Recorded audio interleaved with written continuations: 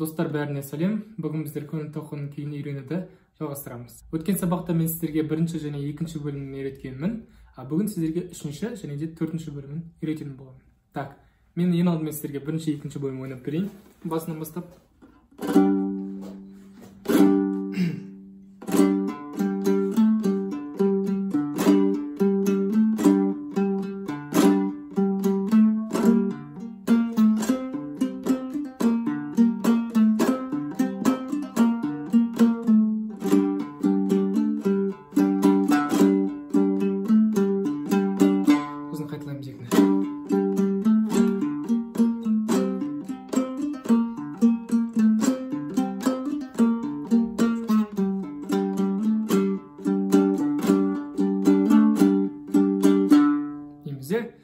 Келесі үшінші бөлімді бастаймыз. Үшінші бөлімде біздер жетінші пернеге барамыз. 7 мен 7-ге былай істей аламыз. Сосын төменге шертеміз, басымырақ деп аламыз, қайтып қоямыз. Бұл жерде қараңыз былай, сосын барып астын жапқан кезде астын жоғары төмен ойнаймыз. Сосын 8-ді басамыз да 8-ді ойнаймыз, іліп аламыз бүйтіп. Тағы да. Бірінші бірге іліп аламыз, қоямыз, жоғары төмен 8 іліп аламыз. Пам-пам, пам-пам-пам. Тағы өстем, 7 іліп аламыз, 7, 7, 8 іліп аламыз. Осыдан кейін 5-ке барамыз. Екеуін бірге ойнаймыз, іліп аламыз басырмақты, қайтып қоямыз да астыңғы шекті жоғары төмен ойнаймыз. Үстін ойнаймыз, 8-ге барамыз. Получается, мына төмен іліп алдық. 5, 5 и үстінде 8. Үшінші саусақтың барамыз 8-ге. Кейін басынан бастап. Іліп аламыз. 8 іліп аламыз. 5 іліп аламыз. 5, 5, 8. Бұл жерде 2 рет ойнаймыз. Екінші. Жоғары төмен 8, 5, 5, 5. Үсті 8. 2 рет ойнап шықтық. Енді келесі жетіден кейін біз 8-ге түсеміз де дәл солай ойнаймыз. Жаңағыдай төмен іліп аламыз, жоғары төмен, бірақ та іліп алатын кезде былай емес, мына 10-ға барамыз. Былайынан 10 бұл жетімен 8 ұстап тұрмын, жүр 10. 10 ұстаймыз, жоғары ойнаймыз да іліп аламыз.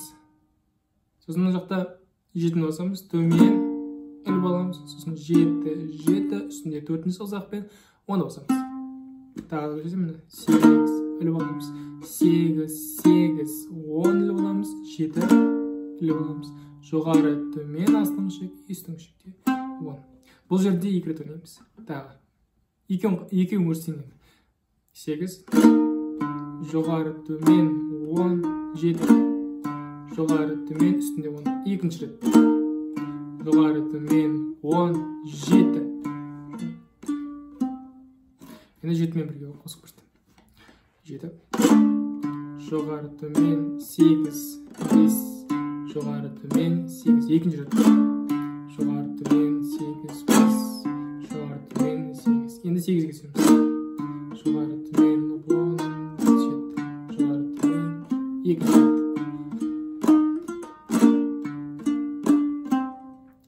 Осыдан кейін қайтадан 7-ге көтерілеміз. Жаңағыдай ойнаймыз бас жағында, бірақ одан кейін өзгереді. 7-7 төмен іліп аламыз, сосын 7, 7, 8-ді іліп аламыз, одан кейін 2 саусақпен 5-ке шығып кетеміз. Төмен іліп аламыз. Былай, төмен іліп аламыз, жоғары төмен 8, 5-пен 5 төмен іліп аламыз. Төмен іліп аламыз, сосын жоғары төмен 7-ден іліп аламыз, и потом 3 іліп аламыз, жоғары төмен. Мына жер как не сияқты кетеді, екінші бөлімдегі кетіп қалады. Тағы да 7 іліп аламыз, жоғары төмен 8, сосын 5, жоғары төмен 7 іліп аламыз, 3, жоғары төмен, үстін 7 и 1.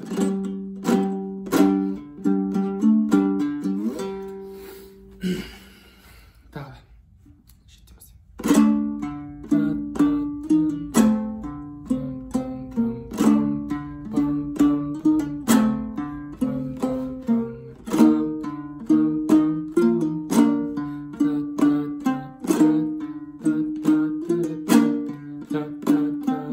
шығамыз. Жаңа соңғысы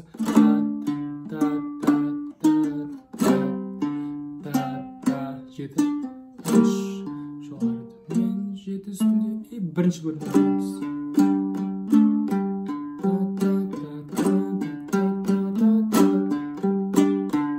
Осыдан кейін бізде неге келеміз? Төртінші бөлімге келеміз. Төртінші бөлімде біз былай ойнаймыз. Төмен, то есть бірінші бөлім аяқтадық қой. Ойлап болдық қой, одан кейін бүйтіп бастаймыз. Бірінші бөлім сияқты. Төмен аламыз, сосын үстін жоғары төмен ойнаймыз да, мына жақта 8-ге барамыз бүйтіп, екінші саусақпен. Сосын жақта бірінші немен саусақпен 7-ні басамыз да, төмен аламыз. Бұл бөлімде тек қана үстіңгі шек қолданылады. Тағы да төмен іліп аламыз, сосын 5, 8-ге барамыз, сосын 7-ге бірінші саусақпен төмен іліп аламыз. Сосын 7, 10 и бірінші саусақпен 8-ді ойнаймыз, төмен іліп аламыз. 8, сосын 12-ге барамыз и 10-ды төмен іліп аламыз. Сосын 10, 8, 7 іліп аламыз. Жоғары, 7, жоғары төмен 10, 8, 7 и бірінші. Жаңағы айтқан сандарды жазып алып отырсаңыздар болады, қазір асықпай айтамын. Іліп аламыз, сосын 5, 8, 7 іліп аламыз. 7, 10, 8 іліп аламыз. 8, 12, 10 іліп аламыз. 10, 8, 7 іліп аламыз. 7, 10, 8 іліп аламыз. 8, 7 и бірінші бөлімді қайталаймыз одан кейін. Енді мен сіздерге асықпай саналарын жазып алсаңыздар, егер түсінікті болса, сіздерге саусақтарын көрсетемін. Так, міне тағы да төмен іліп аламыз, жоғары төмен, екінші саусақпен 8-ге барамыз, сосын 7-ге бірінші саусақ төмен іліп аламыз, сосын 7, 4-пен 10-ға и 1-мен түсесіз. Сосын бірінші саусақпен жоғары төмен и 12, 4-пен, сосын екінші саусақпен 10 іліп аламыз, сосын 10-ды 2-ге жоғары төмен ойнап, 8-ге и 7 төмендейік. 7, 10, 4-ші саусақпен, сосын екінші саусақпен 8 іліп аламыз. 8, бірінші саусақпен 7 и бірінші.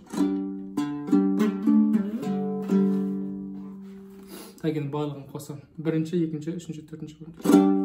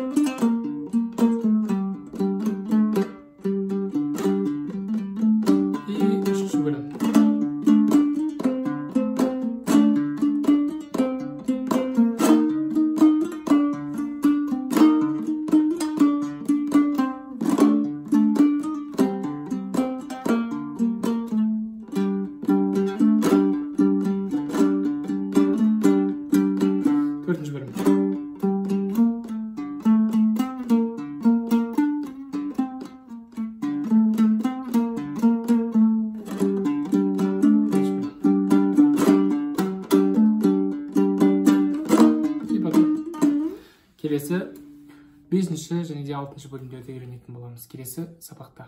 Мінекей көңіл толқынның 3-ші, 4-ші бөлімдерін осылай ойнаймыз. Егер де қиын болып жатса, жаңағыдай айтқан нәрселердің бәрі қиын болып жатса, бірінші кішкенеден үйренгендерің дұрыс. Яғни кішкенеден үзбей бірақта.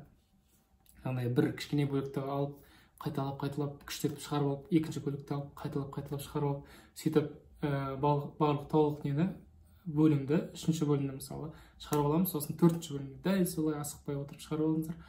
Сонда сізде жақсы шығатын болады күй деген. Ендеше келесі сабақта көріскенше барлықтарыңызға сәттілік.